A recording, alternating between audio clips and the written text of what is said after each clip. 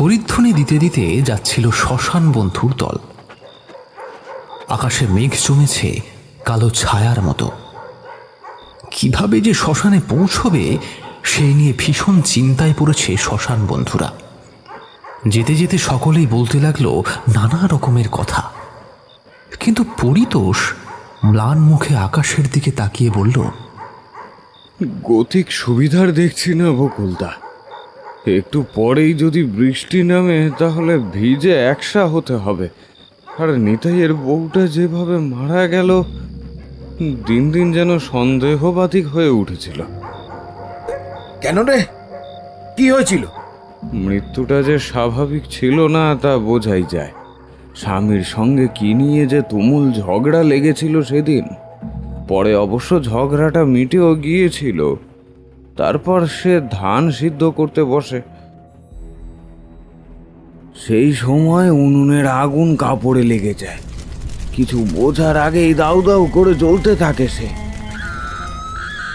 প্রবল চিৎকারে কেঁপে উঠেছিল সমস্ত বাড়িটা। ওই সময় নিতাইয়ের চোখে পড়ে ঘটনাটা।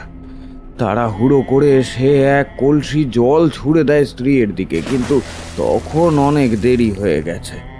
আগুন ছড়িয়ে পড়েছে গোটা শরীরে। শেষমেশ যখন আগুন নিভল, তখন তার স্ত্রী মাটিতে পড়ে আছে, একটা ঝলসানো নিথর দেহ। আর শুনেছি মৃত্যুর আগ মুহূর্তে সে চিৎকার করে বলেছিল,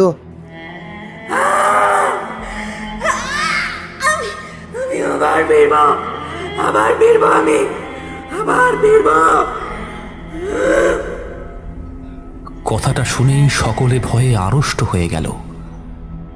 একজন চাপা স্বরে বলল, ভাই, এই সময় ওসব কথা কেন বলছিস? যার মৃতদেহ কাঁধে সে যদি কোনো অস্বাভাবিক আচরণ করে, গা ছমছমে পরিবেশ,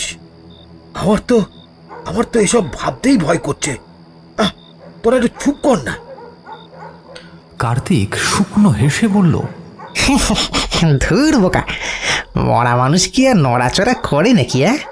ওর বউ পুড়ে মরেছে, নিথর দেহ ওটা, ভয় পাওয়ার কিচ্ছু নেই।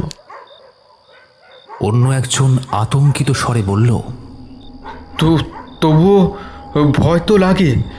পোড়া শরীর দেখলে গা শিউরে ওঠে। আমার তো খুব চিন্তা হচ্ছে।